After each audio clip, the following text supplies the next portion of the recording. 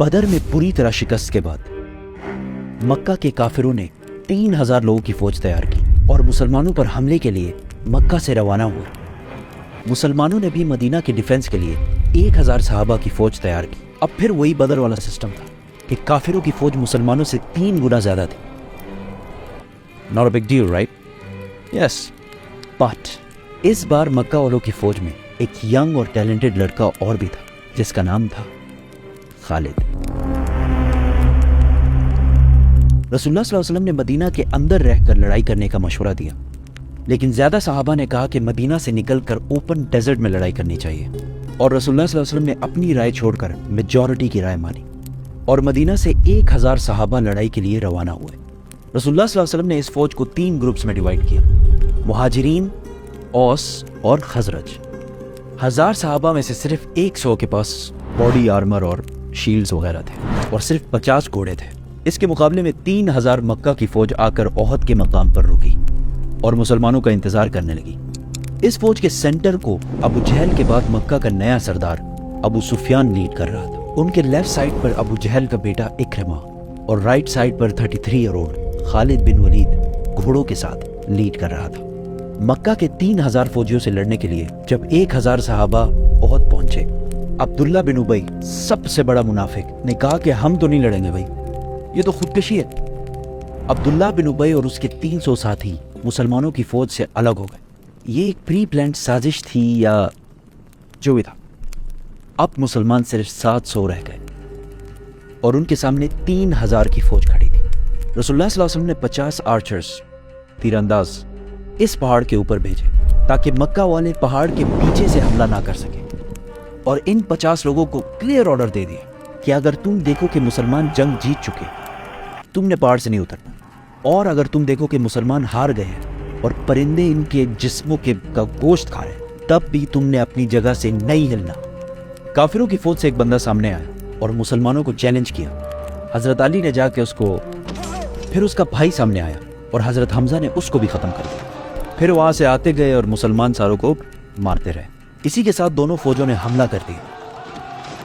پہلے لڑائی تھوڑی سخت ہوئی، لیکن آہستہ آہستہ صحابہ ان کو کرش کرتے گئے اور مکہ والے حوصلہ ہارنے لگے، اور تھوڑی سی لڑائی کے بعد بدر کی طرح میدان سے بھاگنے لگے۔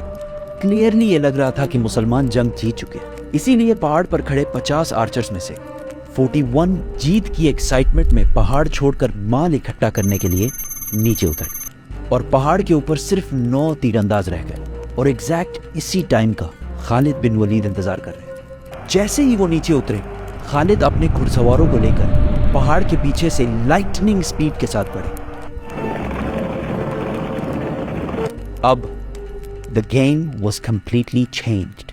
مسلمان جیتی ہوئی جنگ کے بجائے 2 فوجوں کے درمیان میں پھنس گئے تھے، اور آہستہ آہستہ بہت سارے صحابہ شہید ہونے لگے، اور مسلمانوں کے مین جنرل حضرت حمزہ کو ایک حبشی غلام وحشی نے شہید کر دیا۔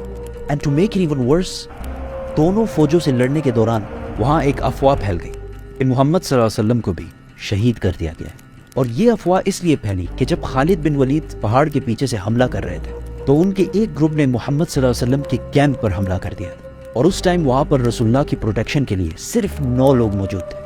لڑائی یہاں تک گئی کہ رسول اللہ صلی اللہ علیہ وسلم کا دانت شہید ہوا، لیکن حضرت طلحہ اور باقی صحابہ نے ان کو بچائے رکھا۔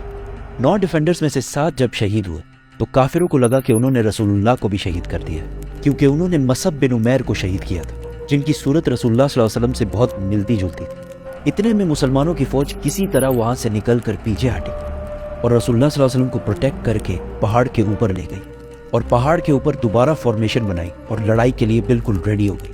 مکہ والوں کے گھوڑے پہاڑ پر چڑھ نہیں سکتے تھے، اور بغیر گھوڑوں کی ان کی سپیڈ بہت سلو ہوتی، اور مسلمان ان پر بہت تیر برساتے۔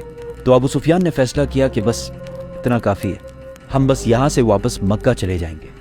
جانے سے پہلے ابو سفیان نے حضرت عمر سے پوچھا کہ کیا ہم نے محمد کو قتل کر لیا ہے؟ تو حضرت عمر نے کہا کہ نہیں، وہ بالکل ٹھیک ہے، اور یہ جو تم کہہ رہے ہو وہ سن رہے ہیں۔ اس پر ابو سفیان کو بہت غصہ آیا، کیونکہ انہوں نے یہ جنگ اس لیے کی تھی کہ محمد کو شہید کیا جائے اور مدینہ پر قبضہ کیا جائے، لیکن ان میں سے کوئی بھی آبجیکٹو پورا نہیں ہوا اور وہ واپس چلا گیا۔ تاریخ میں بہت سارے ہسٹورینز اس جنگ کو مسلمانوں کی ایبسولوٹ شکست کہتے ہیں، لیکن کچھ ہسٹورینز ایسے بھی ہیں जो कहते हैं कि यस मुसलमानों को बहुत नुकसान हुआ, लेकिन कुरैश का कोई भी ऑब्जेक्टिव पूरा नहीं हुआ।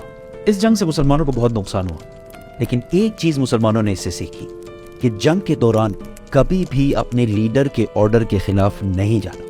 और फिर आने वाले सालों में बड़े बड़े सुपर पावर्स के साथ इनकी लड़ाई में कभी भी मुसलमानों ने किसी भी लीडर की खिलाफ वर्जी नहीं की।